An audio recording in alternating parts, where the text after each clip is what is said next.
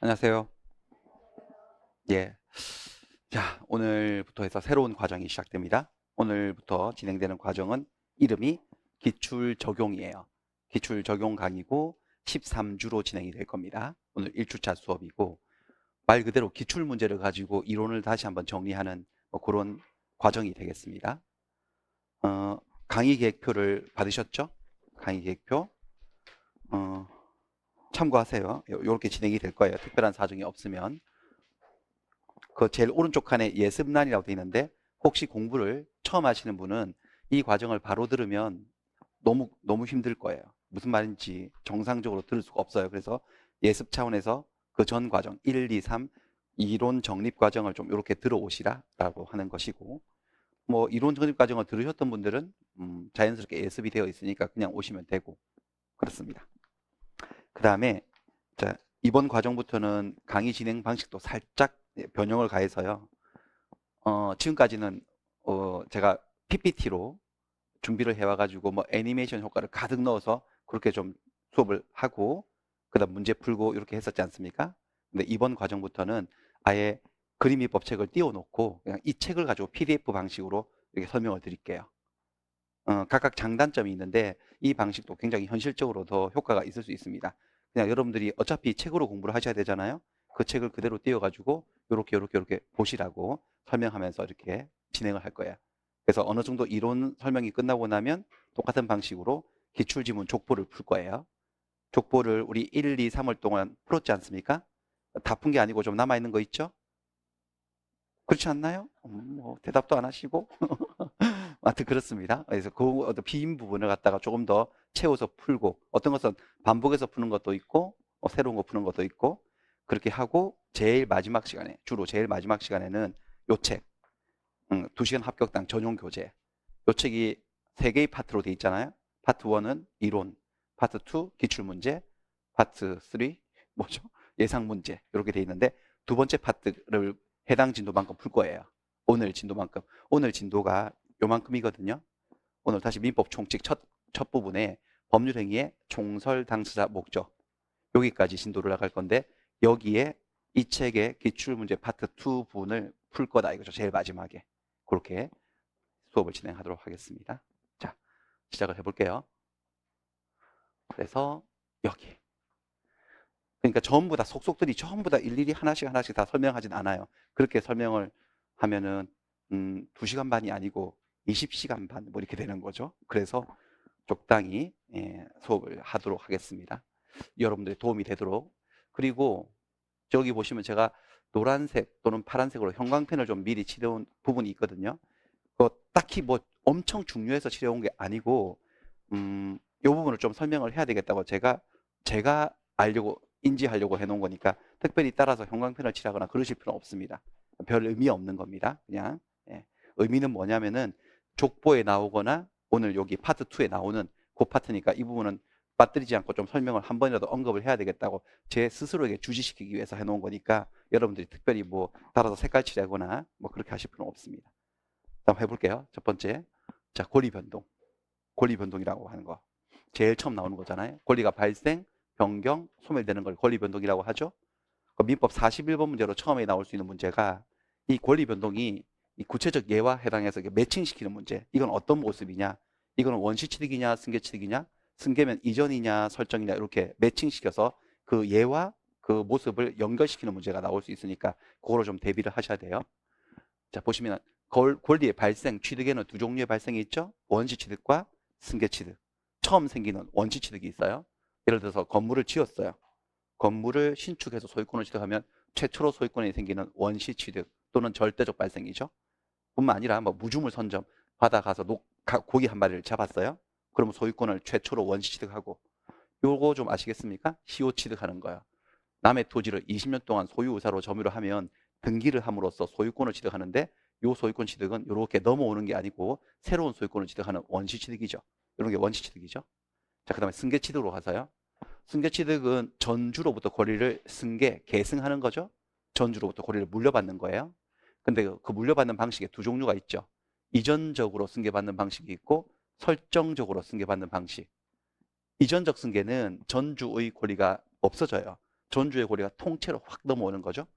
권리가 이전되면 전주는 권리를 잃는 거죠. 소멸되는 거죠. 이게 이전이고, 설정은 그게 아니고 이 권리 힘 중에 일부만 떼어서 이렇게 한 조각 넘겨주는 거지. 전주는 권리를 잃지 않고 요 힘을 빌렸다가 다시 돌려주는 거야. 이게 설정이죠. 예컨대 매매나 상속은 이전의 모습이에요. 매매하고 상속은. 근데 매매는 또 이전적 승계는 다시 세분하면 특정 승계와 포괄 승계로 나눠져요. 둘 다 이전이에요. 둘 다 이전인데 그게 특정 승계는 매매나 증여계약, 교환계약, 경매 이런 일이 있으면 그 해당 권리 하나만 특별히 정해서 하나만 이전되거든요. 이 건물을 매매하면 이 건물의 소유권만 이전되지 다른 건 이전되지 않아. 그렇죠? 이런 게 특정 승계고 반면에 상속 사람이 사망하면 이 사람이 갖고 있던 특정 권리 하나만 이전되는 게 아니고 권리가 온갖 권리와 권리뿐만 아니라 의무까지 다 번들로 싸잡혀서 이전되죠. 이런 이전을 포괄승계. 그러니까 특정 승계나 포괄승계는 둘 다 이전적 승계의 하위 유형들인 거예요. 그 다음에 설정은 전주는 권리를 그대로 가지고 있으면서 그 힘만 일부 떼어서 빌려주는 거죠. 예를 들면 전세권 설정, 저당권 설정 이런 거. 전세권이 설정된다는 것은 을이 갑의 소유권의 힘 중에 사용 수익의 힘만 일부 빌리는 거지. 한 2년 정도.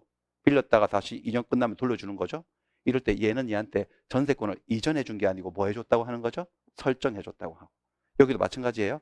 을이 갑에게 돈을 빌려주고 갑 채무자의 집에 저당을 잡았다 이렇게 나와요. 저당을 잡았다. 그러니까 소유자가 사용 수익 처분의 힘을 갖고 있는 소유자가 처분 권능을 떼어준 거죠. 내가 당신에게 빌린 돈을 못 갚을 시에는 당신이 내 집을 처분하라고 처분 권능을 떼어줬으니까 저당권을 뭐 해줬다고 하는 거죠? 설정해줬다. 이쪽에 돈을 빌린 채무자, 이 집주인이 저당권 설정자고 얘가 저당권자가 되는 거죠. 그 다음에 변경. 권리 변경에는 세 종류의 변경이 있어요. 주인이 바뀌는 주체의 변경, 내용이 바뀌는 변경, 그 다음에 작용, 효력, 힘이 바뀌는 변경이 있어요. 근데 시험에는 뭐 다른 것 이건 별로 위에 건 중요하지 않고 이 작용의 변경을 좀 기억하셔야 되겠어요. 작용의 변경을 다른 말로 효력의 변경이라고 하거든요. 권리의 효력이 바뀌는 거죠. 예를 두 가지 암기하셔야 돼요. 저당권의 순위가 승진돼요. 자, 저당권이 두 명이 있어서 어떤 건물에 을은 1번 저당권자고 병은 2번 저당권자였는데 1번 저당권자가 돈을 받아가지고 저당권이 없어져 버렸어. 그럼 2번 저당권자의 순위, 배당 순위가 1순위 올라가는 거죠. 1순위로. 순위가 승진되는 것은 저당권자에게 뭔가 변화가 일어난 건데 저당권의 주체가 바뀐 게 아니에요. 주체는 여전히 병이에요. 저당권의 내용이 바뀐 게 아니에요. 여전히 우선면제 받겠다는 내용이에요. 다만 2순위 배당을 받는 지위에서 1순위로 배당을 받는 지위로 효력이 더 세진 거죠. 이런 게 효력의 변경 또는 작용의 변경이라고 얘기를 해요. 그리고 임차권의 대항력 발생 이거요. 임차권은 채권이잖아요. 물권이 아니라 채권이어서 제3자에게 주장하는 힘인 대항력이 없죠. 그래서 내가 임대차를 하고 살고 있었는데 집주인이 확 바뀌면 바뀐 주인이 나가 그러면 쫓겨나는 신세잖아. 원칙은.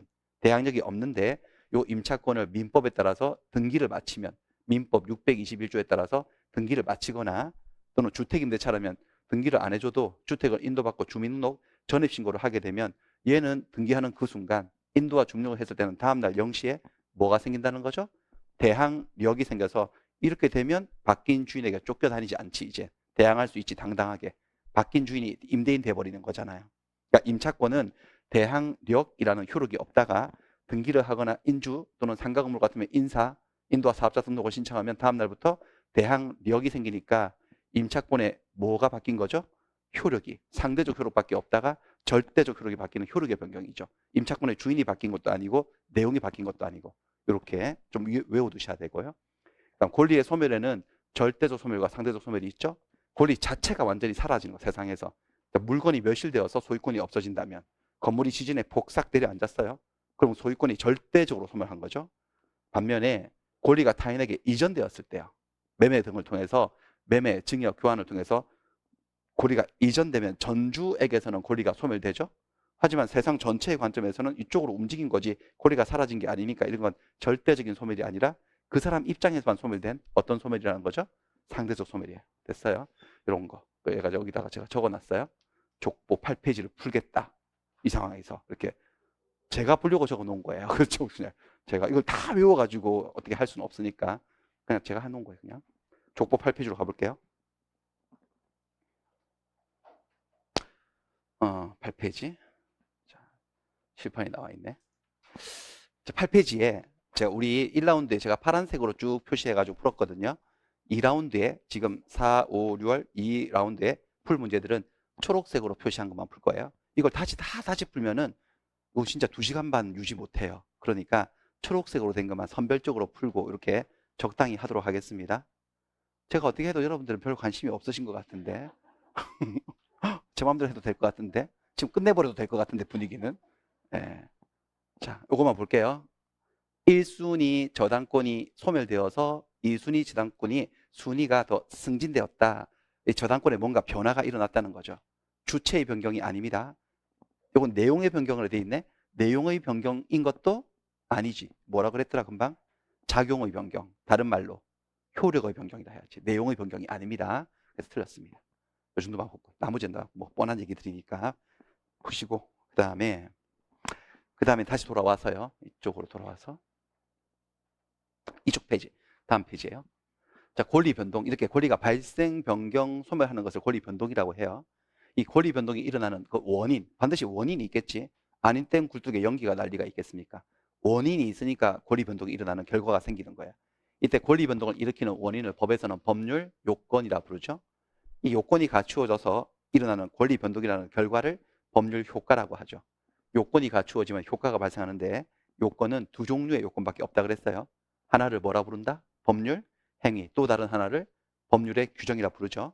이 둘을 구별하는 기준은 바로 이 요건 속에 사람의 의사표시가 들어있으면 뭐라고 부르고? 법률 행위. 들어있지 않으면 몽땅 합쳐서 뭐라 부른다? 법률의 규정 이렇게 부르죠. 이 정도는 넘어가고 예, 됐어요. 그 다음에 여기 한번 시험에 나오거든요. 법률 사실. 법률 사실이라고 하는 건 뭐냐면 요 부분 한번 이걸 말로 한번 풀어내 볼까요? 이걸 말로 표현하면 법률 사실이 모여가지고 법률 요건을 갖추게 되고 법률 요건이 갖추어지면 법률 효과가 발생한다. 그런 소리예요. 이렇게 어떤 법률 요건, 효과를 발생시키는 요건이 딱 갖추어졌을 때 그 요건을 구성하고 있는 구성 사실들, 부품들을 법률 사실이라고 해요. 법률 사실이란 법률 요건을 구성하고 있는 낱낱의 구체적인 사실들. 그러니까 어떤 개념이냐면 법률 요건은 약간 완성품의 개념이라면 여기 있는 사실들은 그 속에 들어있는 부품의 개념이에요. 이게 완성된 자동차라면 이 안에 들어있는 뭐 기어라든지 바퀴라든지 뭐 핸들이라든지 이런 것들이 있죠. 그런 것들을 법률 사실이라 하는 거죠. 이게 만약에 비빔밥이라면 비빔밥 안에 들어가는 재료들 있죠. 각종 나물이라든지 계란이라든지 뭐 참기름, 깨 뭐 이런 거 그런 것들을 법률 사실이라고 얘기한다고요. 법률 사실. 근데 이 법률 사실을 분류한 표예요. 여기가 법률 사실 분류표. 자, 법률 사실은 예를 들어서 제가 한번 예를 들어 드릴게요. 예를 들면 매매를 계약을 하게 되면 매매 계약이 원인이 되어서 매도인과 매수인 사이에는 권리와 의무가 발생해요. 매도인 기준으로 할 때 매도인은 돈 받을 권리를 가지게 되죠. 그리고 소유권을 넘겨줄 의무가 생겨요. 이 권리와 의무가 생기는 것을 법률 효과라고 하고 그 원인인 이 매매 계약을 법률 요건이라 하는 거야. 근데 이 매매 계약은 잘 들여다보면 매매는 완성품인데 그 안에 부품들이 들어있어요. 매매는 어떻게 구성된 거냐면 어느 날 을이 갑을 찾아와서 당신 건물 나한테 3억에 파실 거야? 사고 싶은데? 라고 말을 했지. 뭐라고 하죠? 그런 것을 여러분들? 청약이라고 하죠. 청약. 근데 청약 하나만 가지고 이런 효과는 발생하지 않아요. 그 말을 들은 건물주인 갑이 3억? 괜찮네? 팔게요. 라고 했어요. 뭐라고 하죠? 그 사실을요? 승낙이라고 하죠. 청약과 승낙, 이 두 개의 법률 사실이 결합되면 매매 계약이라고 하는 완성품이 만들어지는 거죠. 이럴 때 매매를 구성하고 있는 청약, 승낙 요거 하나하나들을 뭐라고 부른다는 거죠? 법률 사실 이렇게 불러준다고. 근데 법률 사실은 청약, 승낙만 있는 게 아니고 여기 있는 것도 있죠. 전부 다 법률 사실들이야. 하늘색으로 적혀있는 이거 전부 다. 이 법률 사실을 분류해 놓은 거거든요. 분류해 놓은 건데 이걸 다 외우는 건 아니에요. 우리의 목표는 어디 있냐면 이거야. 우리 목표는 이거 준법률 행위. 여기 좀 외우려고 하는 거예요. 요만큼만. 요만큼 제가 박스 친 거. 여기만 외울 건데 그래서 전체적으로 한 번만 잠깐 설명을 드리겠습니다. 이게 어떤 개념이냐면 법률 사실은 크게 용태와 사건으로 나누어져요. 그 부품들은 용태와 사건으로 나눠져요. 나누는 기준은 이것이 사람의 정신작용하고 관계가 있는 사실인가 없는 사실인가. 이 용태라고 하는 말이 어떤 말이냐면 얼굴용, 몸짓태, 얼굴과 몸짓이란 소리예요. 그러니까 사람의 정신작용이 얼굴 표정이라든지 몸짓으로 드러나지 않습니까? 그게 용태고 사람의 정신작용하고 관계없는 사실들은 사건으로 불러요. 사건. 사람이 태어나고 죽고 시간이 흐르고 물건이 없어지고 하는 거. 이건 사람의 정신작용하고 아무 관계가 없거든. 이런 것들은 사건이라 그래요. 사건 중에 여기 17회 때 한번 나온 게 시간의 경과예요. 시간이 흐르는 것도 부품이에요. 여러분 점유취득시효라고 들어보셨나? 점유취득시효? 점유취득시효는 몇 년이 필요하죠? 20년. 20년 가지고 다 되는 게 아니고 20년 동안 소유의 의사를 가지고 이 부품을 가지고 여기는 없지만 부동산을 점유해야 돼요. 점유, 소유의사, 시간경과 이 부품들이 결합되어서 점유취득시효라는 요건, 완성품을 만드는 거야. 완성이 되면 소유권을 취득하게 되고. 근데 시간이 흐르는 것은 사람의 정신작용하고 관계가 없기 때문에 뭐라고 부른다는 거죠?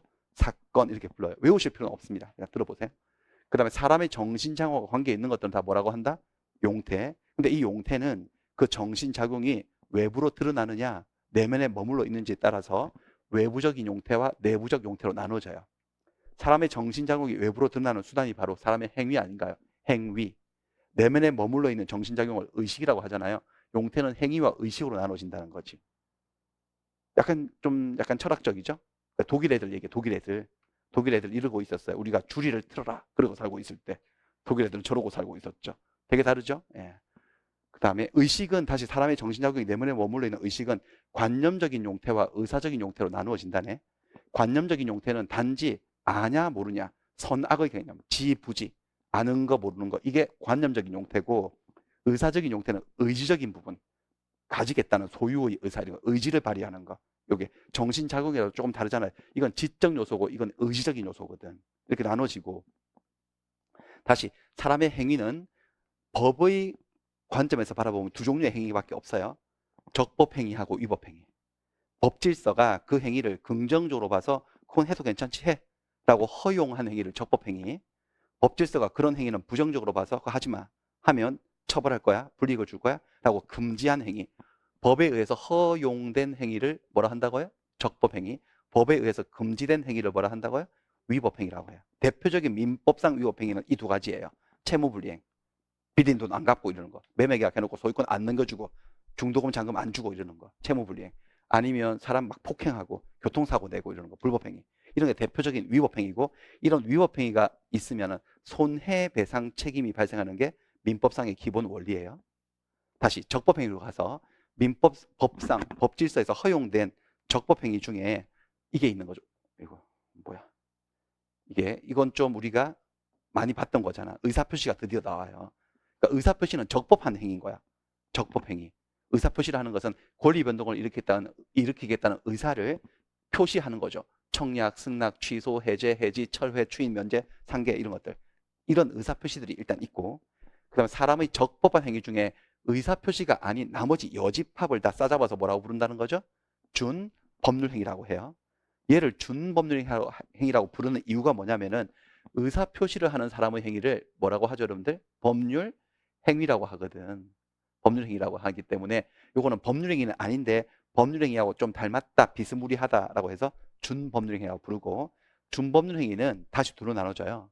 비록 의사표시를 하는 건 아니지만 어쨌든 정신적 작용을 표현하는 표현행위하고 그렇지 않은 단순한 사실행위 또는 비표현행위. 요거 들어보셨을 건데 무주물 선점, 유실물 습득, 매장물 발견 이런 거 들어보셨죠? 선점을 하고 습득을 하고 발견하는 것은 적법한 행위이긴 한데 그게 무슨 의사표시를 하는 법률행위는 아니에요. 준법률행위에 속하는 거죠. 그 다음에 표현행위, 준법률행위 중에 표현행위, 정신적 작용을 표출하는 표현행위는 의사의 통지, 관념의 통지, 감정의 표시 이렇게 나눠져요. 그래서 여기를 외우는 거예요. 여기를. 근데 감정의 표시는 필요 없어요. 이거 뭐 용서 이런 거. 용서도 법률 요건을 구성하고 있는 구성 사실이에요. 예컨대 배우자가 바람을 피면 이혼 청구권이 생기거든요. 근데 용서를 하면 그 이혼 청구권 권리가 사라져요. 용서를 하면 안 되겠죠. 그런가? 용서해야지 뭐. 그렇습니다. 뭐 하여튼 중요한 게 아니고 여기를 외우는 거예요. 여기를. 우리의 목표는 무슨 최고라는 말 많이 들어보셨죠, 여러분들? 최고라는 말은 일본식 표현이고 이제는 안 쓰는 표현이죠. 이제는 뭐라고 쓰느냐? 새로 만들어진 법률에는 전부 다 이렇게 바꿔놨어. 촉구하는 거야. 재촉하는 거죠. 독촉하는 거. 예컨대 무권 대리 행위가 벌어졌어요. 그럼 상대방은 본인에게 추인할 거예요, 말 거예요. 무권 대리인이 해놓은지 추인할 거야, 말 거야. 최고할 수 있다. 들어보셨죠? 최고라고 하는 것은 자기의 의사를 표시하는 게 아니고 네 의사가 궁금하다고 답을 촉구하는 것에 불과하기 때문에 이런 것들은 의사의 통제, 의사 표시가 아니라 뭐라고? 지금 외우세요. 의사의 통지. 그래서 어디에 속한다는 거죠? 준법률행위. 법률행위가 아니라 준법률행위다 이거지. 그다음 무슨 거절, 각종 거절. 청약을 받았는데 청약을 하는 것도 의사표시고 승낙을 하는 것도 의사표시거든요. 근데 승낙을 안 하고 거절을 해버리네. 거절하는 것은 내 뜻대로 뭔가를 바꾸는 게 아니야. 우리는 원래부터 계약관계가 없기 때문에 계약관계 뭐 만들기 싫다라고 자기 의사를 통지하는 거지 의사표시를 하는 건 아니에요. 그래서 거절은 의사통지로서 준법률 행위예요. 외우셔야 돼요. 그러니까 이거는 무슨 최고 무슨 거절은 모조리다 뭐에 속한다는 거죠? 준법률 행위. 의사표시가 아니다. 법률 행위가 아니다는 거예요. 또 여기요. 관념의 통지. 관념의 통지 이거는 뭐라고 적어두시냐면 관념 요 밑에다가 사실이라고 적어두세요. 다른 말로 사실의 통지라고 해요. 이게 더 즐겨 쓰는 표현이에요. 더 우리한테 확 와닿지. 사실을 알려주는 거. 팩트를 말해주는 거. 나 코로나 걸렸거든요. 이렇게 말해주는 거야. 사실이 아니에요. 근데 제가 코로나 걸렸어요. 저 사실. 이렇게 말해주는 것은 저의 의사를 표시하는 거예요. 사실을 말하는 거예요. 그걸 뭐라 한다고요? 관념의 통지 또는 사실의 통지라고 해요. 예를 들면 요거부터 요거 색깔 칠해져 있는 기출문제 나왔으니까 승낙 연착 통지 요거는 관련 페이지입니다. 이 그림이법에 승낙 연착 통지 지금 여기 13페이지죠. 한번 가볼게요. 지금 115페이지로 한번 가볼게요. 이거 기억나실라나? 청약과 승낙할 때 이런 거 배웠는데 보시면은 갑은 을에게 승낙 기간을 10월 31일로 정해서 자기 건물을 1억 원에 팔겠다는 내용의 청약을 했는데 그래서 청약이 10월 1일 발송되어서 10월 3일 상대방에 도달했어요. 근데 을은 승낙을 했어요. 근데 을의 승낙이 11월 2일에야 갑에게 컴백을 한 거지. 승낙 기간을 며칠로 잡아줬는데 10월 31일. 그럼 31일까지만 청약이 살아있다가 죽는데 지금 11월 2일 날 승낙이 왔으니 청약은 죽어 있는 상태지 않습니까? 연착이 된 거지 승낙이. 원래는 계약이 체결되지 않는데 아주 특별한 경우 발송일을 확인해 보니까 10월 20일 발송이야. 20일 발송인데 11월 2일 날 왔어. 열흘도 넘게 걸렸어. 정상적이에요. 뭔가 문제가 있어요? 문제가 있지. 사고로 인한 연착이지. 이럴 때는 청약자는 발송일 소인을 딱 확인했다면 지체 없이 당신이 보낸 승낙이 연착되었습니다. 당신은 계약이 체결되었을 거라고 믿고 있을지 모르겠지만 저는 제 딴에는 기다린다고 기다렸는데 답이 안 와가지고 저는 딴 사람이랑 계약했으니까 우리 계약 안 되는 겁니다. 라고 네가 보낸 승낙이 연착되었다는 뭐를 알려줘야 되는 거죠? 사실을 알려주는 거. 이거는 자기 의사를 표시하는 거야. 사실을 말해주는 거야. 사실을 말해주는 거기 때문에 관념의 통지, 준법률행위라고 하는 것이 이런 거죠. 법률행위가 아니고 의사표시를 하는 게 아니고. 다시 돌아갑니다. 13페이지. 그렇습니다. 그래서 여기 요거 좀 외우시고 하나만 더 채권 양도 통지 요거요. 요거 좀 할게요. 칠판 좀 꺼내 볼게요. 채권 양도 통지. 채권 양도는 뭐 이런 건데 갑, 을이 갑에게 1억 돈 받을 채권이 있었어요. 돈 받을 채권. 근데 요 채권도 팔아먹을 수 있거든요. 내년 6월 달에 받아야 되는데 지금 돈 필요하면 병에게 저 채권을 양도하면 돼요. 토지만 양도할 수 있는 게 아니에요. 채권 돈 받을 권리도 양도를 할 수 있지. 그럼 얘는 양도인, 얘는 양수인이지. 그럼 이 채권이 이렇게 확 넘어가죠. 이렇게 좀 포인트가 있으면 그림 애니메이션 효과를 줄 건데 상상하세요. 채권이 이렇게 확 넘어간다고. 그럼 이제는 누가 채권자지? 을이 채권자예요? 병이 채권자예요? 응? 병이 채권자. 요 채권이 이렇게 넘어갔다니까. 채권자, 채무자, 양도인, 양수인. 채권이 넘어갔으니까 얘는 더 이상 채권자가 아니고 얘가 채권자가 된 거야. 양도가 되었으니까. 그래서 얘가 내년 6월에 변적이 되면 얘한테 가서 돈 달라고 할 거예요. 돈 달라고 받으러 갔는데 혹시 저 갑이 양도 사실을 모르고 있다면 색깔 바꿔볼까? 양도 사실을 모르고 있다면 돈 받으러 왔을 때 돈을 달라고 하면 누구세요? 이 소리 나올 수 있겠지. 자, 그 소리가 안 나오게 해줄 책임이 얘한테 있어요? 없어요? 있어요. 그래서 을은 채권을 양도를 했으면 채권자 양도인은 채무자에게 양도했다라는 사실을 이렇게 알려줘야 돼. 이건 자기 의사를 표시하는 거야? 사실을 말해주는 거야? 사실을 말해주는 거야. 내가 너한테 돈 받을 채권 병한테 오늘 팔았거든. 오늘부로 채권자는 내가 아니라 병이야. 이렇게 알려주는 거죠. 이거는 사실의 통지. 다른 말로 뭐라 한다고요? 관념의 통지로서 법률 행위가 아니라 뭐에 속한다는 거죠? 준법률 행위다. 여기 뭐 하나 더 있는데 대리건수의 표시권 다음에 하도록 하겠습니다. 그래서 우리의 목표는 여기를 외우는 거야. 그냥 여기를 외우는 겁니다. 무슨 최고, 무슨 거절, 그 다음에 채권 양도의 통지, 승낙이 연착된 사실을 말해주는 것, 이런 것들은 의사표시가 아니라, 법률행위가 아니라 뭐에 속한다? 준법률행위에 속한다. 요거를 외우는 거야. 이렇게 해놓고 문제, 족보 8페이지 한번 풀어볼게요. 8페이지. 자, 요 밑에 있습니다. 무권대리 행위의 추인. 자, 무권대리 행위가 벌어졌어요. 어떤 애가 대리권도 없이 대리 행위를 한 거지. 사고를 친 거지. 그랬을 때 상대방은 본인에게 어떻게 할 거야? 추인할 거야, 말 거야? 물어볼 수 있죠. 추인 여부 확답에 대해서 상대방이 뭐 한다고 하죠? 최고, 촉구하는 거죠. 확답을 촉구하는 거죠. 이거는 의사를 표시하는 게 아니고 뭐죠? 의사의 통지일 뿐이죠. 맞아요, 틀려요? 맞죠? 그래서 이거는 전체적으로 법률행위다, 준법률행위다, 준법률행위다 이렇게요. 무슨 최고는 전부 다 그런 거야. 채무 이행의 최고. 빨리 갚아라고 독촉, 재촉을 하는 거지. 의사표시하는 게 아니에요. 갚으라고 촉구하는 거야, 그냥. 이것은 법률행위가 아니라 뭐라고 해야 된다? 준법률행위라고 해야 된다. 그 다음 청약자가 하는 승낙 연착의 통지. 네가 보낸 승낙 되었다라고 알려주는 거는 의사를 표시하는 거야, 사실을 통지하는 거야. 사실의 통지, 다른 말로 무엇의 통지? 관념의 통지. 따라서 이것도 뭐에 속한다? 준법률행위에 속한다. 또 어떤 사정을 알지 못하는 것을 뭐라고 부르죠, 여러분들? 선이라 그러잖아. 아는 걸 악이라 그러고. 그것도 어떤 요건을 갖추는 데의 부품이 될 수도 있어요, 없어요? 있지. 법률 사실이죠. 그리고 시간이 흐르는 거요. 시간이 흐르는 것도 법률 요건을 구성하는 부품이 될 수 있거든요. 사람의 정신작용에 의하지 않는 법률 사실이다. 맞습니다. 사람의 정신작용에 의하지 않는 법률 사실을 사건이라고 얘기를 하는데 외우실 필요 없습니다. 사실 17회 나왔으니까 3번, 4번은 잘 모르셔도 되겠습니다. 무시하셔도 뭐 상관없습니다. 됐습니다. 자, 그 다음에 다시 돌아가서 그다음 여기는 뭐냐면 법률행위. 법률행위의 의. 그러니까 법률행위는 의사표시를 담고 있는 사람의 행위를 말을 한 거예요. 이런 것도 이제 여러분들 읽어가시면서 스스로 좀 해결을 하세요. 여기서 시험에 나오는 포인트는 뭐냐? 법률행위 종류에서요. 종류에서 법률행위를 그 속에 들어있는 의사표시의 숫자에 따라서 의사표시가 이렇게 달랑 하나 들어있으면 단독행위, 이렇게 청약과 승낙이 서로 대립되는 모습으로 합치되어 있으면 계약, 떼거지로 되어 있으면 합동행위 이렇게 부르거든요. 합동행위는 거의 중요하지 않고. 그래서 어떤 법률행위가 주어졌을 때 이게 계약이냐 단독행위냐 이 정도 아셔야 돼요. 계약인지 단독행위인지. 뿐만 아니라 단독행위 안에서도 상대방이 있는 단독행위가 있고 없는 단독행위가 있으니 이거를 또 구별을 하셔야 돼. 자, 의사표시가 상대방이 있다 없다의 개념은 도달이에요. 도달. 이 의사표시가 상대방에게 도달을 해야지만 효력이 생기면 상대방이 있다고 말을 해요. 이 의사표시가 누군가에게 도달하지 않아도 효력이 생길 수 있으면 상대방이 없다라고 말을 해요. 상대방이 없는 단독행위는 세 가지를 외우셔야 돼요. 이거 암기하셔야 돼. 첫 번째, 유언하는 거예요. 상대방이 있는 것부터 해볼까요? 이거 상대방이 있지. 계약 취소하고 무권대리 행위를 본인이 추인하고 계약을 해제하고, 상계는 퉁치는 거예요.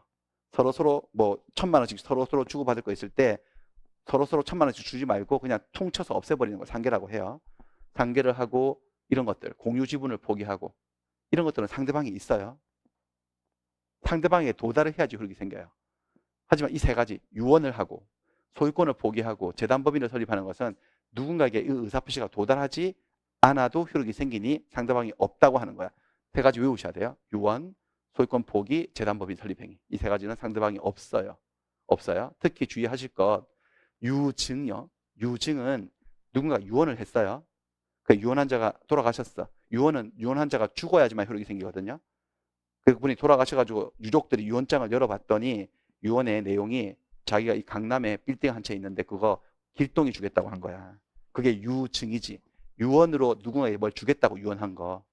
그 증여가 아니에요. 증여 계약이 아니고 유언이에요. 유언. 길동이에게 주겠다라고 했으니까 길동이가 상대방이네. 이건 상대방이 있네라고 생각하시면 오산입니다. 그 유언장이 길동이에게 도달을 해야 돼? 도달할 필요 없어. 도달하지 않아도 길동이에게 빌딩 소유권 넘어갈 수 있어요. 도달을 요하지 않으니 말의 내용에 사람 이름이 들어있다고 상대방이 있는 게 아니에요. 유증도 상대방이 있는 경우다 없는 경우다? 없는 경우예요. 없어요. 그 다음에 소유권을 포기한다? 소유권을 포기하는 것은 딱히 누군가에게 의사표시를 하는 게 아니거든요.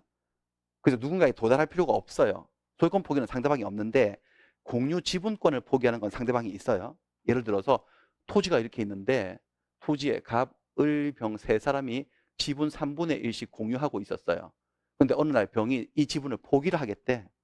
이 포기의 의사표시는 다른 공유자 을과 갑에게 도달을 해야 돼. 의사표시가 도달을 해야지만 효과가 생기지 자기 혼자 뭐 산에 올라가서 포기한다라고 말해가지고 포기 효과가 생기지 않아요. 네, 공유 지분권의 포기는 상대방이 있고요. 일반 소유권의 포기는 상대방이 없어요. 재단법인을 설립하는 건 상대방이 없고요. 사단법인을 설립하는 건 합동행위에 다른 거예요. 이건 안 내지 그냥. 이 정도는 알아두셔야 돼요. 그 다음 또 뭘 또 아셔야 되느냐. 더 복잡하고 좀 어려운 파트인데 법률행위에는 의무부담행위가 있고 처분행위라는 게 있어요. 이건 뭐냐면 이 법률행위를 했을 때 일정한 의무가 발생하는 거예요. 의무부담행위는. 의무가 생겼으니까 이걸로 끝이에요? 이행을 해야 돼요? 이행을 해야 되죠. 이행의 문제를 남기는 거죠. 그러니까 의무부담행위는 이걸로 쫑이 아니야. 이제 시작이야 어쩌면. 그래서 이행이라는 문제를 남기고 이행을 하지 않으면 또 채무불이행 문제가 생기고 뭐 이러는 거예요. 채권 계약들이 다 의무부담행위예요. 채권행위들. 잠깐만요. 자꾸 컨트롤이 안 되네. 채권행위들. 보세요. 이게 화살표로 연결되어 있는데 의무부담행위 쭉 올라가 보면 채권계약들요. 증여계약, 매매계약, 교환계약, 임대차계약 이런 계약을 하게 되면 계약으로 끝이에요? 아니면 이행의 문제가 남아있어요? 이행의 문제가 남죠. 이런 모든 채권계약들은 전부 다 어디에 속한다? 의무부담행위에 속해요. 특징은 얘는 단지 의무를 부담하는 것이지 당장 권리를 처분하는 게 아니기 때문에 권리가 없는 무권리자가 한다 하더라도 효력이 발생해요. 의무 자체는 생긴다는 거죠. 그래서 남의 건물 가지고 계약해도 보세요. 이 매매계약은 의무부담행위거든. 단지 약속을 해서 언제까지 넘겨줄게라고 의무의 부담을 하는 거기 때문에 이 계약을 체결할 당시에 이 매도인이 이 건물 주인이 아니어도 계약은 효력이 있다는 거예요? 없다는 거예요? 있어요. 있다는 말은 소유권을 넘겨줄 의무가 발생한다는 소리예요. 못 넘겨주면 또 책임지면 되고 담보 책임지면 되고. 그에 비해서 처분행위라고 하는 게 있어요. 처분행위는 말 그대로 이 행위를 통해서 종국적이고 최종적인 처분이 일어나요. 처분이 돼버렸기 때문에 처분 행위 이후에는 더 이상의 뭔가를 이해하는 문제가 남지 않는 파이널 마지막 행위인 거지. 뭐가 그러냐면 물권행위나 준물권행위가 처분행위에 속해요. 물권행위는 물권계약이라고 생각하시면 돼요. 화살표 올라가면 물권계약, 지상권 설정계약, 전세권 설정계약, 저당권 설정계약 이렇게 물권 변동을 일으키는 이런 계약들은 그 자체가 처분행위인 거예요. 저 계약 이후에 뭔가 더 그것 때문에 이행의 문제가 남아있지 않고 그걸로 지배권을 설정하고 끝나는 거예요. 조금 느낌이 좀 안 올 수도 있지만 뭐 느낌이 안 오는 게 이것뿐이겠습니까 우리가. 그러니까 외우세요 그냥. 아시겠죠? 그러니까 각종 물권 계약들은 다 물권 행위들은 처분 행위예요. 이걸 왜 따지냐면 처분 행위는 말 그대로 처분을 하는 거기 때문에 권리가 없는 자가 하면 효력이 생길 수가 없어. 처분이 일어날 수 없어요. 무권리자가 하면 무효인 거지. 그러니까 저런 지상권 설정 계약이나 전세권 설정 계약, 저당권 설정 계약은 주인이 아닌 애들이 하면 다 무효 처리되는 거예요, 기본적으로. 매매 계약, 임대차 계약하고 급이 다른 거죠. 질이 다른 거예요. 하나만 더. 준물권행위라고 하는 게 있어요. 준물권행위는 이것도 처분행위는 처분행위인데 처분이 된 권리가 물권이 아닌 거일 때 준물권행위라고 해요. 예컨대 채권양도. 아까 채권양도 방금 보셨잖아요. 여기 실판 꺼내볼까? 채권양도. 지금 이 채권양도 한 거잖아요. 보세요. 을이 갑에 대해서 갖고 있던 채권을 좀 이거 빨리빨리 할 수 있으면 좋겠는데, 예. 갑에게 갖고 있던 채권을 얘한테 양도해 버렸어요. 양도하는 순간 채권이 확 넘어가는 거야. 그럼 양도 계약을 한 이후에 얘가 얘한테 또 뭔가를 이행할 문제가 남아있어? 안 남아있어요? 안 남아있죠. 넘어간 거 그 자체로. 처분을 한 건데 처분을 한 권리가 물권을 처분했어요? 물권 아닌 권리를 처분했어요? 물권 아닌 채권을 처분했잖아요. 그럴 때를 뭐라 한다고? 준물권 행위라고 해요. 그럼 상식적으로 생각해봐요. 얘가 채권이 없는데 어떻게 채권을 양도하겠어? 채권이 없는 자가 채권 양도를 하면 채권 양도는 효력이 있다 없다? 없지. 무효지. 이건 처분 행위이기 때문에. 그렇습니다. 여기 하나 더 볼까요? 채무 면제도 그래요. 채무 면제는 뭐냐? 채권자가 채무자에게 나 돈 안 받을게. 너한테 빌려준 1,000만 원 안 받을게 라고 의사표시해 버리는 거야. 채무 면제하는 순간 채권은 없어져요. 돈 받을 권리. 처분해 버리는 건데 없애버린 권리가 물권을 없앴어요? 채권을 없앴어요? 채권을 없앴으니까 물권액이라고 하지 않고 뭐를 달아가지고 준물권액이라고 해요. 어쨌든 물권액이나 준물권액이는 전부 다 어디에 속해서요? 처분행위에 속해서 무권리자가 하게 되면 효력이 없다. 요 정도. 여기 한번 보겠습니다. 여기 족보 9페이지라고 되어 있죠? 네, 한번 가보겠습니다.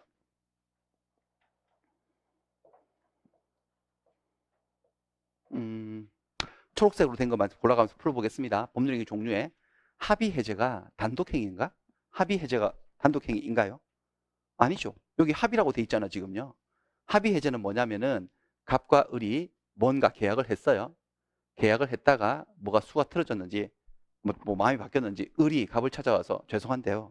이 계약 없었던 걸로 좀 해주시면 안 될까? 라고 청약을 하네. 떠보네. 당연히 얘는 거절할 수도 있지. 뭔 소리예요. 안 돼요. 이렇게 할 수도 있지만 그럽시다. 이렇게 된 거예요. 승낙을 하네. 청약과 승낙이 합치되면 얘들은 계약을 한 거잖아요. 이 계약의 내용이 뭐냐면은 자기들이 했던 계약을 엎어버리자는 계약이지. 이것을 뭐라고 부른다는 거죠? 불러보세요. 뭐라고요? 합의 해제 또는 뭐라고 부른다? 합의 해제 또는 부르세요. 뭐라고요? 해제 계약 이렇게 부르죠. 그러니까 얘들은 계약을 한 거야? 단독행위를 한 거야? 계약을 한 거죠. 합의 해제는 계약인 거지. 단독행위가 아니고. 해제하고 달라요. 그럼 해제는 이렇게 합의로 해요? 일방적으로 해요? 해제는요? 일방적으로 하는 거잖아. 해제권은 형성권이어서. 합의 해제는 합의로 하는 거니까 단독행위가 아니라 계약이지. 그 다음 매매의 일방계약. 이거는 기억나실라나? 매매의 일방계약. 일방이라고 되어 있으니까 일방적으로 하는 건가? 단독행위인가? X예요. 모든 예약은 전부 다 뭐죠? 단독행위가 아니라 계약이죠. 계약.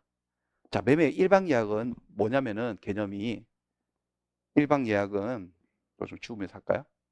일방계약 이런 거예요. 갑이 집을 갖고 있는데 을과 매매를 한 게 아니고 장래 매매 계약을 하자고 예약을 한 거야. 예약. 예약하고 매매는 다른 거지. 지금 예약만 돼 있어요. 근데 을이 이 예약 완결권을 가지는 거지. 완결권이라 하면 예약을 완결시키고 매매로 넘겨버릴 수 있는 일방적 형성권을 얘기하죠. 이 예약 완결권을 이렇게 한쪽만 가지기로 하면 일방 예약이라 그러고 완결권을 얘도 갖기로 하면 쌍방 예약이라고 하는 거야. 완결권을 누가 갖느냐 문제이지 예약을 할 때 예약 자체는 둘이서 합의로 해야 되지 일방적으로 예약을 할 수는 없어요. 그러니까 예약은 언제나 뭐라고 여러분들? 계약인 거야. 어떤 형태의 예약이든지 간에. 예약을 단독행위라고 말을 하면 틀리는 거죠. 자, 다음 4번과 5번을 비교해 볼까요? 소유권을 포기하는 것은 상대방이 없지. 딱히 누군가에게 의사표시가 도달하지 않아도 포기 효과가 생길 수 있거든요. 하지만 공유 지분권을 포기하는 것은 상대방이 있지. 다른 공유자들에게 의사표시가 도달을 해야지만 효력이 생기거든. 상대방이 있어요. 그다음 무권대리 행위에 대해서 본인이 추인을 해요. 추인, 무권대리 행위를 본인이 추인한다? 상대방이 없나요? 있나요? 있지. 누구에게 해야 되는지 아세요? 무권대리 행위 추인을. 본인이 무권대리인에게 추인할 수 있을까 없을까? 무권대리인에게. 있어요. 무권대리인도 할 수 있고 상대방에게도 할 수 있고 승계인 전득자에게도 할 수 있고 다 할 수 있죠. 특별히 상대방 제한은 없는데 어쨌든 상대방에게 추인의 의사표시가 도달을 해야지만 효력이 생기는 상대방 있는 단독행위예요. 그 다음에 9번 손자에 대해서 부동산을 유증을 한다. 그러니까 할아버지가 돌아가셨는데 유언장을 읽어보니까 이 건물을 손자 주겠대. 이쁜 손자. 첫째 손주. 그럼 그 손주가 상대방이다. 상대방이 있는 거 아니야? 이거는 오산이죠. 없다. 없다가 맞죠? 상대방 없는 단독행위예요. 손자에게 의사표시가 도달하지 않아도 효력이 발생할 수 있기 때문에 상대방이 없는 단독행위가 맞아요. 재단법인을 설립하는 것은 상대방이 없는 단독행위니까 외워두세요. 상대방 없는 거 세 가지. 유언, 소유권의 포기, 재단법인 설립 이렇게.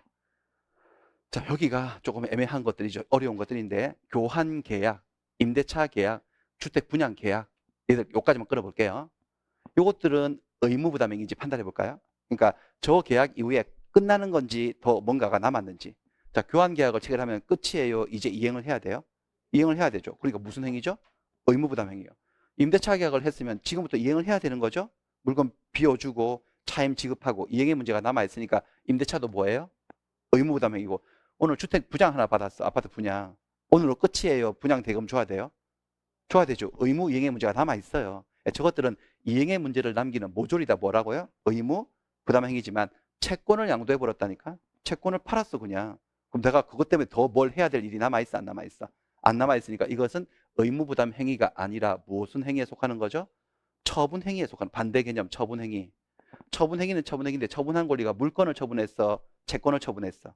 채권을 처분했을 때는 뭐라고 부른다? 준 물권 행위라고 부르는데 그 단어는 모르셔도 상관없는데 어쨌든 처분 행위예요. 교환 계약은 채권 계약이지. 교환 계약을 하게 되면 서로 재산권을 이전해줄 채권 채무가 생기니까. 그래서 남의 물건을 목적물로 해서 체결된 매매 계약은 무효가 아니라 뭐죠? 유효지. 왜냐하면 매매 계약은 처분 행위가 아니라 무슨 행위여서요? 의무부담 행위여서 남의 물건 가지고 계약은 할 수 있어요. 얼마든지 의무는 생겨요. 그렇습니다. 지상권 설정하는 거, 전세, 저당권 설정하는 것은 물권들을 설정하는 행위지 않습니까? 어디에 속한다는 거예요? 처분 행위이므로 처분 권리 또는 권한을 가진 자만 지상권, 저당권 이런 걸 설정할 수 있고 무권리자가 설정 계약을 하게 되면 계약 자체가 효력이 없다 이렇게 되는 거예요. 이런 거 자꾸 연습해서 내 것으로 만드시면 되겠습니다. 자, 그 다음에는 다시 계속 가볼게요. 이 밑에는 여러분들이 보시고 넘기겠습니다.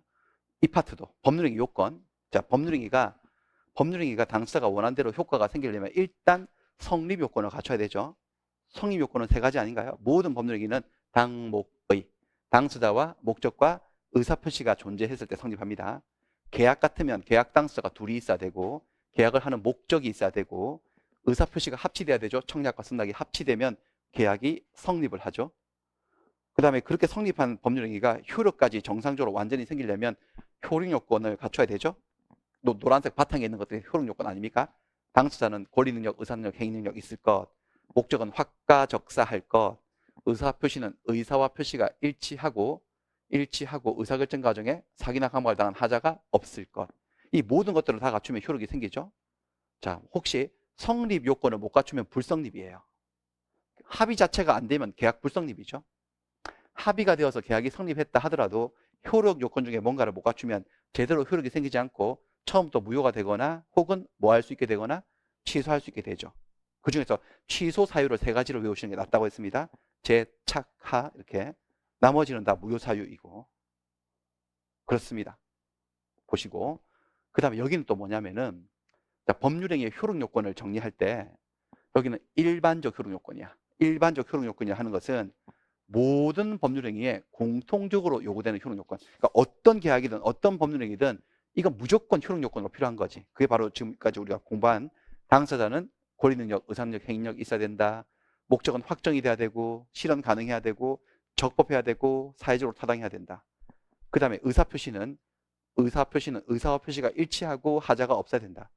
이거는 어떤 특정한 법률행위에만 요구되는 거예요? 모든 행위에 요구되는 거예요?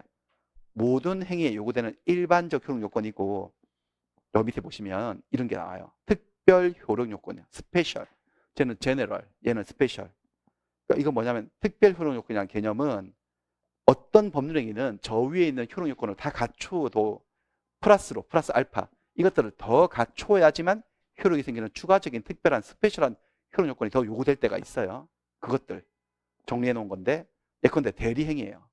대리행위는 수진이가 삼촌 대리인으로서 삼촌 집을 팔았어요. 계약할 때 저 위에 있는 거 싹 다 갖췄어. 수진이 멀쩡하고 술 먹지도 않았고 미성년도 아니었고 계약 내용도 확가적사 법을 어기지도 않았고 의사표시도 완전 뭐 비즈니 표시도 아니었어. 완벽한 정상적으로 했는데 결정적으로 대리권이 없었네. 무권대리였네. 무권대리였으면 그 대리행위는 효력이 생겨요? 안 생겨요? 안 생기지. 본인이 추인하지 않는 한. 그러니까 이 대리행위라는 특별한 법률행위는 모든 것을 갖추고 플러스 뭐도 있어야 된다는 거죠. 대리권도 존재해야지 효력이 생겨요. 그 대리권의 존재는 모든 행위에 요구되는 거야? 대리행위에서만 요구되는 거야? 대리행위에서만. 그러니까 어떤 효력 요건이라는 거죠, 여러분들? 특별 효력 요건.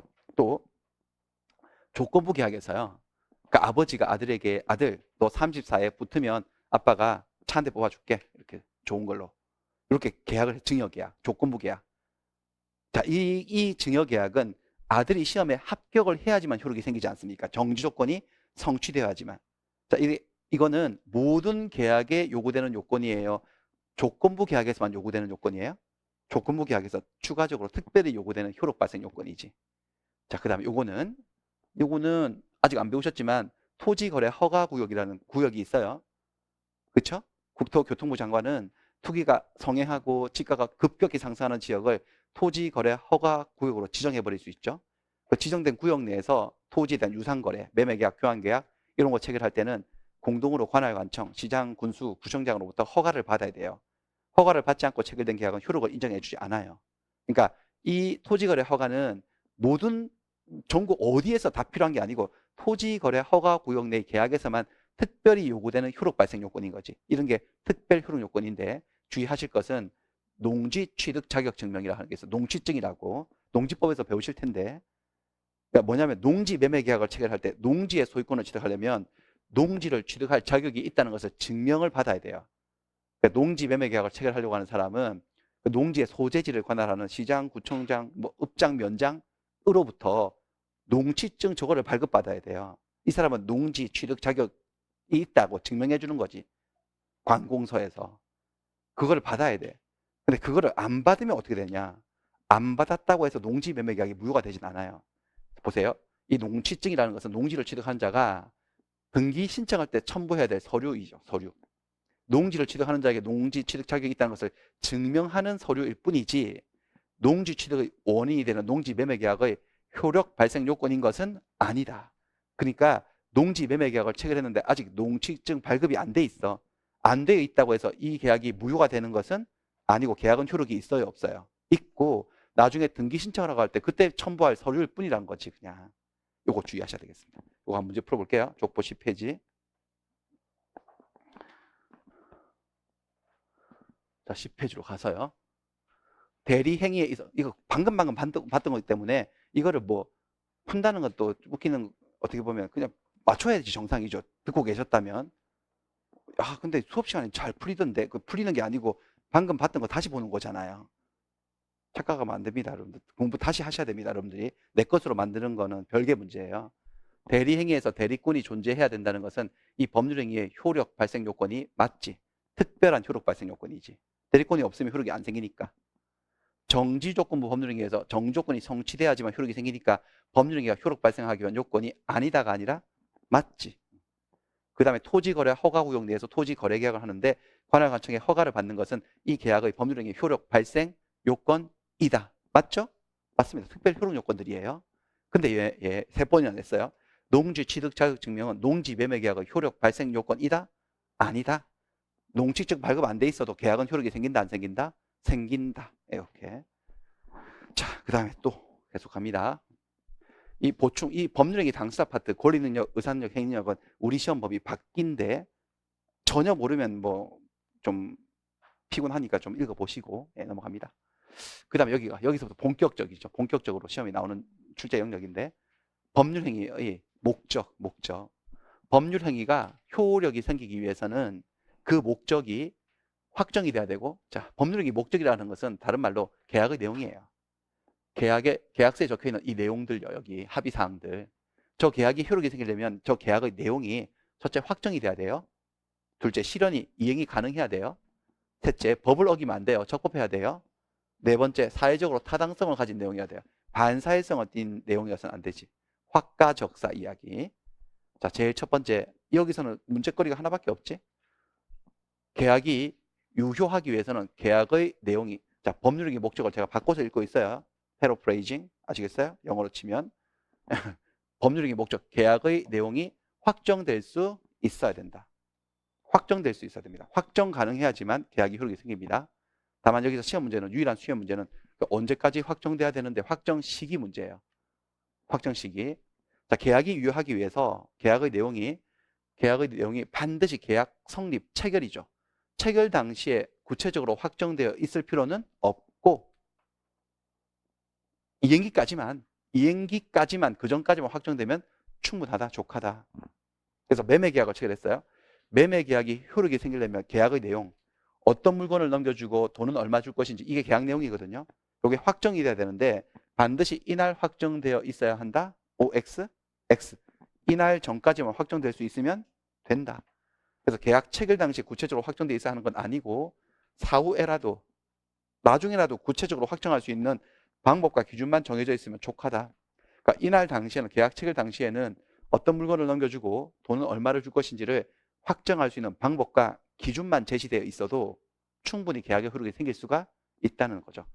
그렇죠. 문제 하나밖에 없거든요. 이거 하나 풀어보겠습니다. 볼게요. 자, 매매계약 체결 당시 성립 당시에 목적물과 대금이 구체적으로 확정되지 않았다면 사후에 구체적으로 확정될 수 있는 방법과 기준이 정해져 있다 하더라도 계약의 성립을 인정할 수가 없다라고 말을 하면 X죠? 계약 성립할 수 있어요, 없어요? 성립도 하고 효력도 얼마든지 생길 수 있습니다. 계약 체결 당시에 목적을 확정할 수 있는 방법과 기준만 정해져 있어도.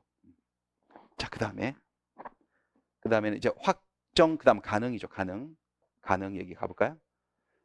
계약이 유효하기 위해서는 계약의 내용이 실현 가능해야 돼요. 이행이 가능해야 돼요. 가능의 반대말은 불가능이죠. 근데 우리 법학에서는 불가능 이렇게 세 글자로 표현하지 않고 짧게 뭐라고요? 불능 이렇게 하죠. 가능한 계약은 유효한 계약이고 불능인 계약은 무효인 계약이에요. 근데 불능도 불능 나름이다. 너무너무 중요하죠. 여기 불능의 종류 무슨 불능? 원시적 불능, 후발적 불능. 불능이 된 시점에 따른 구별이죠. 원시적 불능은 법률행위가 성립할 당시부터 애초부터 불능인 거죠. 계약할 때부터 안 되는 계약을 한 거죠. 이행이 안 될 계약을. 원시적 불능. 후발적 불능은 성립 당시에는 이행 가능했는데 계약 체결 이후에 불가능하게 된 거죠. 자, 먼저 원시적 불능요.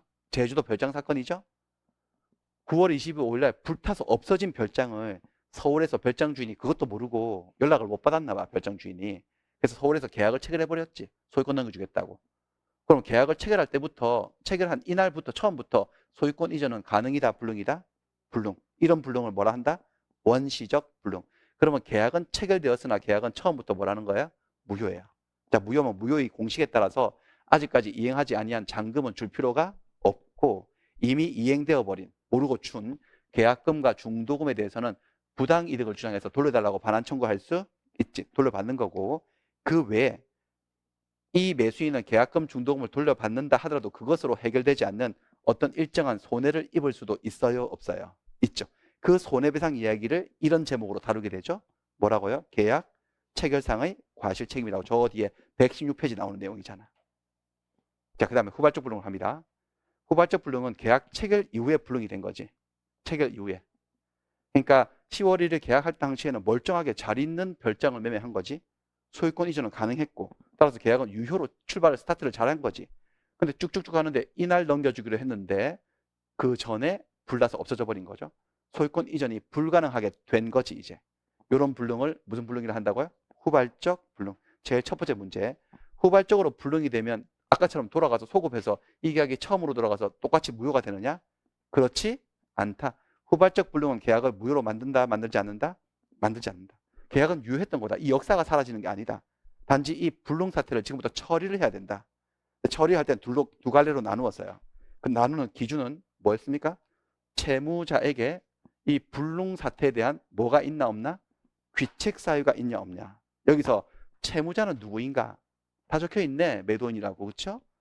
이건 쌍무계약이어서 얘도 채무자고 얘도 채무자예요. 얘는 소유권 이전 채무자, 얘는 대금 지급 채무자. 근데 그냥 딱 채무자로 말하면 어떻게? 누구 어떤 채무자를 말하는지 알 수 없지 않아? 알 수 있지. 왜냐하면 불이 났거든요. 불이 나서 매도인의 채무가 불능이 된 거야? 매수인의 채무가 불능이 된 거야? 매도인의 채무가 불능이 된 거고 매수인의 돈을 주는 채무는 불능이 존재하지 않는다고 몇 번이나 말씀드렸습니다. 그래서 여기서 불능을 얘기하면서 채무자라고 얘기할 때는 누구일 수밖에 없는 거죠? 매도인. 매도인에게 귀책 사유, 고의과실, 잘못이 있으면 매도인은 마땅히 책임을 져야 되죠? 그 책임을 뭐라 하죠? 채무 불이행 책임이라고 그러죠. 그래서 채권자는 매수인은 채무자 매도인에게 채무 불이행에 대한 책임을 물어서 계약을 해제시켜 버릴 수 있지. 자, 이건 이행 지체가 아니라 이행 불능이어서 해제를 하기 전에 사전에 최고 같은 거 할 필요 있다 없다? 없고 곧바로 계약을 해제시켜 버리고 해제 효과로서 원상 회복을 청구할 수 있습니다. 나한테 받은 계약금 중도금 다 돌려줘요. 이자 붙여가지고 받은 날로부터. 그리고 별도로 그것으로 그치지 않고 당신이 그렇게 해가지고 내가 손해가 이만저만 아닙니다. 별도로 손해배상 해주세요라고 손해배상도 따로 청구할 수 있어요. 이게 채무 불이행의 문제이고, 만약에 여기서 불이 난 게 매도인 잘못이 아니고 벼락이 꽝 쳐가지고 자연재해 등으로 그렇게 되었다. 지진이 나서 내려앉았다. 그럴 수도 있죠. 채무자에게 귀책 사유가 없다 이거죠. 없을 때는 채무 불이행 문제가 아니고 무슨 문제로 간다? 위험부담 문제. 그러니까 매도인의 채무는 자동적으로 없어져 버리고 단지 매수인은 그렇다면 돈을 줘야 되느냐 안 줘도 되느냐 그 문제가 남을 뿐이지. 원칙은 채무자 매도인이 위험을 부담하는 게 원칙이어서 이런 일이 생기면 매도인은 돈을 받을 수가 없는 것이 원칙이죠. 받은 계약금 중도금은 돌려줘야 되고, 하지만 혹시 예외적으로 매수인 채권자가 와서 이 집을 불내버렸어. 채권자의 귀책 사유로 채무자의 채무가 불능이 되었다면 채권자가 위험을 부담해야 되기 때문에 그때는 매수인은 돈을 줘야 돼, 안 줘야 돼? 줘야 되고, 이런 위험 부담 문제였지 않습니까? 이렇게요. 했습니다. 정신 있으신가요? 괜찮죠? 예. 이거 한번 풀어보겠습니다. 10페이지. 10페이지. 목적의 가능, 이 파트. 자, 매매 계약이 체결이 된 이후에 목적 건물이 전소가 되었다네요. 계약이 체결된 이후에 건물이 내려앉았어요. 무슨 불능이죠? 후발적 불능이죠. 그런데 매매 계약은 무효다라고 말을 하면 X. 매매 계약을 무효로 만드는 불능은 어떤 불능이에요? 원시적 불능밖에 없거든. 후발적 불능은 매매를 무효로 만들지 않아요. 그다음에 갑이 을에게 자신의 건물을 매도하는 계약을 체결했어요. 또 계약이 체결된 이후에 갑의 과실, 잘못으로 건물이 멸실되었다면 소유권 이전은 불가능해진 거죠. 무슨 불능이에요? 후발적 불능에 채무자 갑에게 귀책 사유가 있네. 과실이 있다 그랬으니까 채무 불이행 문제인가요? 위험 부담 문제인가요? 채무 불이행. 따라서 을은 채무 불이행 책임을 물어서 추궁하여 매매 계약을 최고 절차 없이 곧바로 계약을 해제할 수 있고, 해제를 해서 원상 회복을 청구할 수 있어요, 없어요? 있어요. 그거 말고 여기는 안 적혀 있지만 모두 할 수 있죠. 을은 갑에게 손해배상도 따로 청구할 수 있고, 그렇게 되는 겁니다. 그 다음에 3번, 갑은 자기 소유 토지를 을에게 매도하였으나 또 계약이 체결된 이후에 토지가 이번에는 수용되었어요. 수용되어서 소유권 이전이 불가능하게 되었다면 이 또한 후발적 불능이지만 여기하고 완전히 질이 다르지. 수용이니까 이거는 매도인에게 뭔가 잘못이 있어요, 없어요? 없어. 규칙 사유가 없어. 그러니까 수용 이 사건은 채무 불이행 문제예요, 위험 부담 문제예요? 위험 부담 문제. 근데 이 수용은 매도인 잘못도 아니지만 매수인 잘못도 아니거든. 쌍방에게 책임이 없는 뭐 지진 해일과 같은 똑같은 사안인 거예요. 그래서 이때 매수인은 이행 불능을 따져가지고 매매 계약을 해제할 수 있을까 없을까? 없지. 해제는 채무자 갑에게 뭐가 있을 때만 나오는 얘기다. 귀책 사유가 있을 때만. 여기 이 상황에서 지금 수용되었는데 을은 갑에게 채무 불이행 책임을 물어서 손해배상을 청구할 수 있다고? 할 수 없죠. 해제, 손해배상 청구는 채무자 갑에게 뭐가 있을 때만 나오는 이야기? 귀책 사유가 있을 때만 생기는 문제이거든요. 자, 그 다음에 여기까지 하고 다음번에 적법으로 가면요. 적법. 세 번째, 계약이 유효하려면 그 법률행위가 유효가 되려면 법률행위 목적, 계약의 내용이 적법해야 돼. 법에 적합해야 돼요. 법에 적합해야 된다 할 때 법은 강행법규, 강행규정을 의미합니다. 임의규정에 적합해야 된다 소리 아니에요. 임의규정이야 법의 규정대로 안 해도 되는 거거든. 우리가 특약이 있으면 따로 해도 되는 게 임의규정이고, 강행법규를 지켜라는 거죠. 적법해야 된다는 거예요. 배워보니까 근데 강행규정이 또 둘로 나눠졌었지 않습니까? 강행규정은 뭐하고 뭐로 나눠지더라? 효력규정과 단속규정. 둘 다 강행규정이에요. 어기면 처벌받아, 둘 다. 어떤 분들은 여기만 처벌하고 저기는 처벌 안 하는 줄 아는데 여기도 더 심하게 처벌해요, 저기요. 다 처벌하지. 여기도 처벌하고 처벌하는데 여기는 처벌뿐만 아니라 계약을 무효로 잡아버려요, 여기는. 계약도 효력을 인정 안 해주고, 여기 단속 규정은 처벌만 한다 이 소리예요. 단속만 하는 규정. 처벌만 하지 계약은 노타치 하는 규정이에요. 계약은 효력이 생길 수 있는 거지. 그래서 이게 이쪽인지 저쪽인지 외우셔야 돼요.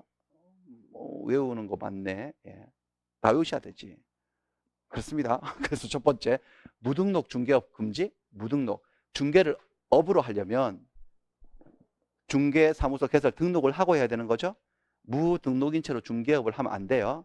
혹시 무등록인 채로 중개업을 하면서 중개보수 약정을 체결하면 그 약정 효력규정이니까 약정이 위반하면 계약이 어떻게 된다는 거죠? 무효. 그러니까 무등록 중개업자는 중개를 해도 중개보수 받을 권리가 생긴다 안 생긴다? 안 생겨. 물론 처벌도 받지. 근데 처벌은 민법 시험에 물어보질 않거든. 처벌을 해서 몇 년으로 처벌받냐, 이거는 사법적인 민법적인 문제가 아니라 공법적인 문제이기 때문에 민법 시험에 절대로 만년 가도 안 나와요. 그래서 안 물어보니까 여기서 안 다룰 뿐이지 처벌을 해요. 이쪽도 여기도 처벌하고 여기도 처벌해요, 다 같이. 네. 근데 여기 주의하실 게 하나 있죠. 무등록 중개업을 금지하는 거지. 업이라 하면 한 번 하는 거야, 계속 하는 거야? 계속 반복적으로 보수를 받고 계속 하는 걸 금지하는 거거든요. 그래서 그런 사건 하나 있었잖아요. 딱 한 번 했거든. 그냥 나 무자격 무등록인데 친구들 중학교 동창 간의 거래를 내가 알선해지 중개하고 한 1,000만 원 받기로 했거든요. 한 번 딱 했어. 한 번 하는 건 괜찮아요. 그쵸? 무등록 증기업 금지 여기 위반이다 위반 아니다? 위반이 아니죠. 그건 계약이 효력이 있고, 그 다음에 초과, 요즘 보수라 그러죠. 수수를 하죠. 초과 보수 약정. 법정 한도를 초과해서 받는 것도 금지되어 있지만 그것도 효력 규정이어서 혹시 법정 한도를 초과해서 받기로 계약을 했으면 초과된 부분은 무효 처리하잖아요. 그렇죠?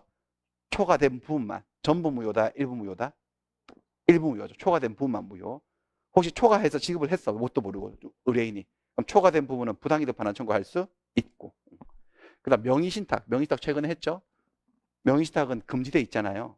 명의신탁을 하게 되면 실명법 4조 제1항에 따라서 명의신탁 약정은 무효입니다. 다 무효되죠. 지금 전부 다 무효됩니다. 지금 이거. 토지거래 허가제. 토지거래 허가구역에서 토지거래 계약을 하면서 허가를 안 받았어? 그럼 무효지. 허가를 받아야지만 효력이 생겨요. 그러니까 효력 규정이고. 국유재산 사무에 종사하는 공무원은, 자, 모든 공무원들을 대상으로 하는 건 아니고, 국유재산 사무에 종사하는 공무원은 자기 명의로 국유재산을 취득하는 걸 금지하고 있어요. 국유재산법이.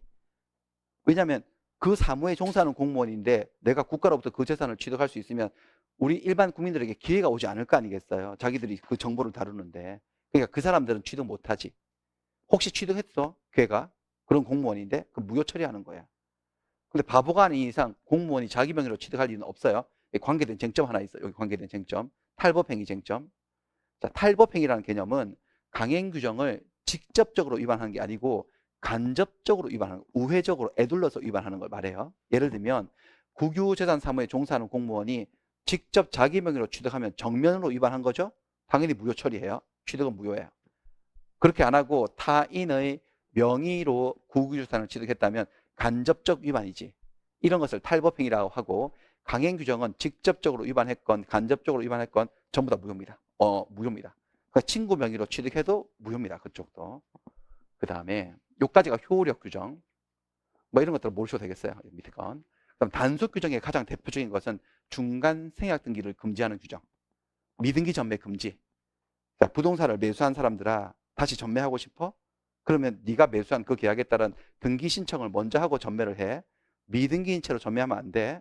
미등기 전매를 금지하는 것은 곧 무엇을 금지하는 것과 똑같은 거죠? 중간 생략 등기를 금지하는 건데, 요 규정은 효력 규정이 아니라 단속 규정이어서 미등기 전매와 중간 생략 등기를 하다가 딱 적발이 되면 단속을 받아요. 처벌을 받아요. 징역도 있고 벌금도 있는데, 그런데 그렇다고 해서 등기가 무효가 되는 것은 아니에요.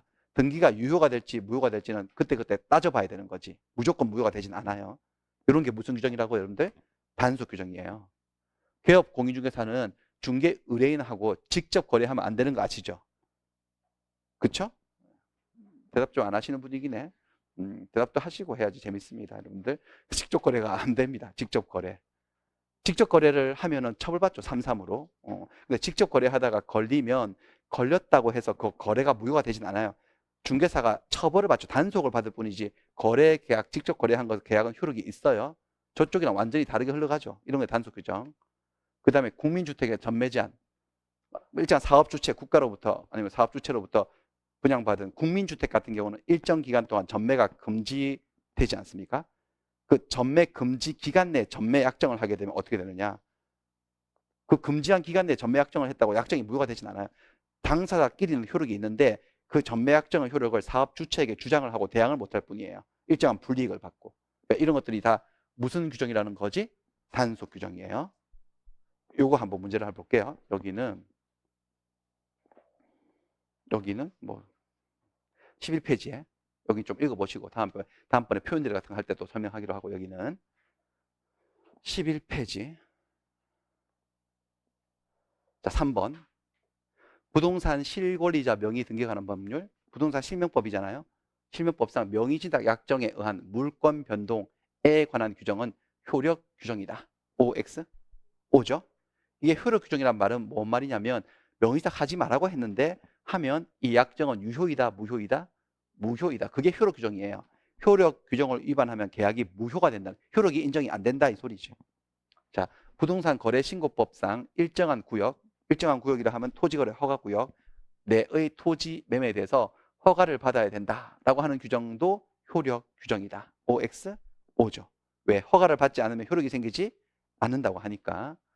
그 다음에 국유재산 사무에 종사하는 공무원이 법령을 위반해서 국유재산인 토지에 대해서 직접 자기 명의가 아니고 타인의 명의를 빌려서 국가가 체결한 매매계약, 이런 걸 탈법행위라고 한다고 했죠? 자기 명의로 취득했건 남의 명의로 취득했건 다 뭐라고요? 무효 맞습니다. 효력 규정 위반으로 무효. 자, 탈세를 목적으로 하는 중간 생략 등기는 언제나 무효이다? X. 언제나 무효인 것은 아니죠. 자, 중간 생략 등기를 하게 되면 처벌은 받는데 이게 등기가 무효인지 유효인지는 몰라요. 이건 따져봐야 돼. 무효일 때도 있고 뭐 할 때도 있고 유효일 때도 있어요. 일반 지역에서 하면요. 일반 지역에서 한 중간 생략 등기는 처벌은 받아도 등기는 효력이 있어요. 토지거래 허가구역 내에서 이루어진 중간 생략 등기는 등기도 효력이 없어요. 또 중간 생략형 명의신탁이라고 들어보셨을 거야. 그런 식의 중간 생략 등기도 효력이 없어요. 그러니까 중간 생략 등기는 뭐 할 때도 있고 뭐 할 때도 있다는 거죠. 유효일 때도 있고 무효일 때도 있어. 그러니까 여기 어디가 틀렸다는 거죠? 언제나 여기 틀렸어요. 언제나 처벌은 받지. 처벌은 받을지언정 등기가 언제나 무효인 것은 아니에요.